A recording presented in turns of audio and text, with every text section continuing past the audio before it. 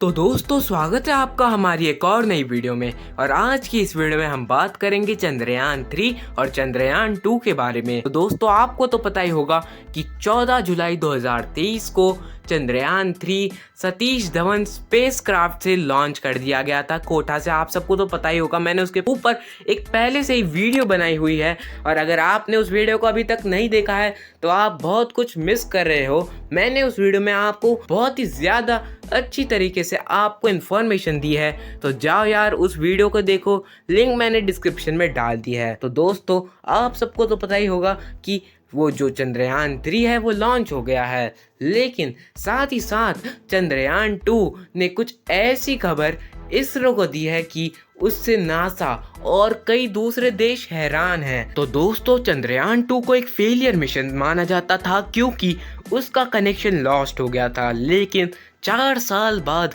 उसका कनेक्शन फिर से लौट आया हमारे इसरो के पास और उसने इसरो को एक ऐसी खबर दी है कि उससे सारे के सारे देश हैरान हो गए हैं। तो यार दोस्तों आज की इस वीडियो में आपको उससे के बारे में अपडेट दूंगा, तो फटाफट से हमारे चैनल फैक्ट्स टेम्पल को सब्सक्राइब कर दीजिए और ऐसे ही हमें प्यार देते रहिए। तो दोस्तों चंद्रयान 2 ने नासा को भी हैरान कर दिया है और नासा भी अब सोच में पड़ गया है कि हमने तो इतने पैसे खर्च किए हैं, लेकिन इंडिया ने इसे 600-700 करोड़ रुपए में कैसे हासिल कर लिया। तो दोस्तों चाइना की भी यहाँ पर बैंड बज गई है क्योंकि वो भी हैरान है। सबको लगता था कि अच्छी लैंडिंग नहीं होने के कारण चंद्रयान 2 सीधा का सीधा डिस्ट्रॉय हो गया है, लेकिन उस लैंडिंग की वजह से चंद्रयान 2 का सिर्फ 5% हिस्सा यानी कि सिर्फ 5% एरिया बस डिस्ट्रॉय हुआ था। बाकी 95% वो बहुत ही ज़्यादा अच्छे से काम कर रहा था। सोर्सेस से पता चला है कि वो अभी भी घूम रहा है मून के अराउंड और इंफॉर्मेशन इसरो को पहुंचा रहा है। अभी कुछ ही दिन पहले चंद्रयान 2 ने इसरो के साइंटिस्ट को हैरान कर दिया है।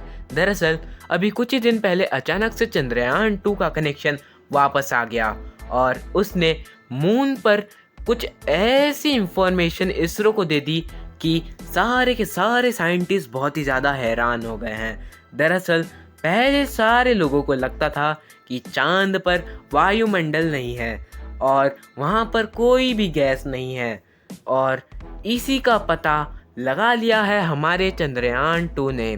चंद्रयान 2 को चांद की सरफेस पर आयोन्स ऑफ स्फीयर पर प्लाज्मा डेंसिटी मिली है। तो दोस्तों जिस तरफ सूरज का मुंह चांद की तरफ था उस तरफ की ये जानकारी है। हालांकि सूरज की रेडिएशन या फिर सोलार विंड के पार्टिकल्स की चंद्रमा की आयन्स ऑफ स्फीयर की रिसर्च के लिए चंद्रयान 2 डुअल फ्रीक्वेंसी का इस्तेमाल करता था, जिसमें तो कंपैटिबल सिग्नल इस्तेमाल किए जाते थे।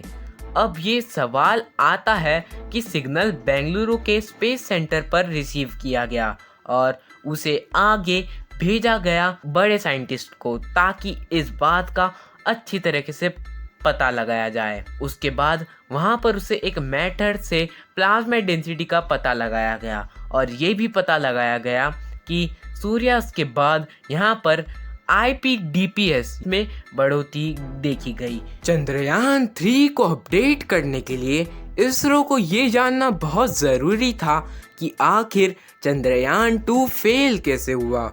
तो आओ गाइस हम बात कर लेते हैं इस बारे में।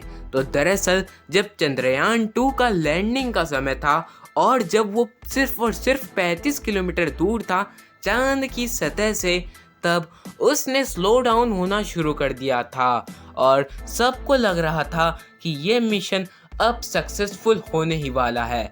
लेकिन ऐसा कहते हैं ना कि जिस चीज़ में पहली बार ही सक्सेस मिल जाए उसमें मज़ा ही नहीं, और उसके बाद धीरे धीरे उसने स्लो डाउन होना शुरू किया और जब लैंडर सिर्फ 6 किलोमीटर की दूरी पर था चांद की सतह पर, तब उसे 55 एंगल पे मुड़ना था, 55 डिग्री पर मुड़ना था, लेकिन वो कुछ ज़्यादा ही मुड़ गया और जब वो 2.1 किलोमीटर की दूरी पे था चांद से, तब उसका विक्रम लैंडर का कनेक्शन लॉस्ट हो गया और आधे घंटे के बाद इसरो ने ऐसा बोल दिया कि अब चंद्रयान 2 फेल हो चुका है। तो जब साइंटिस्ट ने बताया कि चंद्रयान 2 आखिरकार फेल क्यों हुआ, तो इसका मेन कारण बताया जा रहा है चांद की सरफेस। तो आपको तो पता ही होगा कि चांद की सरफेस में कितने सारे क्रेट्स हैं यार। अगर आपको क्रेट्स का मतलब नहीं पता तो क्रेट्स का मतलब होता है खड्डे। और इसका एक और मेन कारण बताया जा रहा है ओवर हीटिंग हुई होंगी और खड्डों की वजह से सेंसर्स जो है वो ख़राब हो गए होंगे। लेकिन आगे चल के हमें पता चला कि इसका मेन कारण था एक सॉफ्टवेयर ग्लिच। तो दोस्तों, क्या आपको लगता है कि चंद्रयान 3 सक्सेसफुली चांद पर लॉन्च कर पाएगा? तो प्लीज़ मुझे नीचे कमेंट में बस एक बार जय हिंद लिख देना गाइस, मैं समझ जाऊंगा कि आप हमारे इंडिया के साथ हो। तो यार दोस्तों, आज के लिए इतना ही। मैं मिलता हूँ आपसे नेक्स्ट वीडियो में, तब तक के लिए गुड बाय और जय हिंद दोस्तों।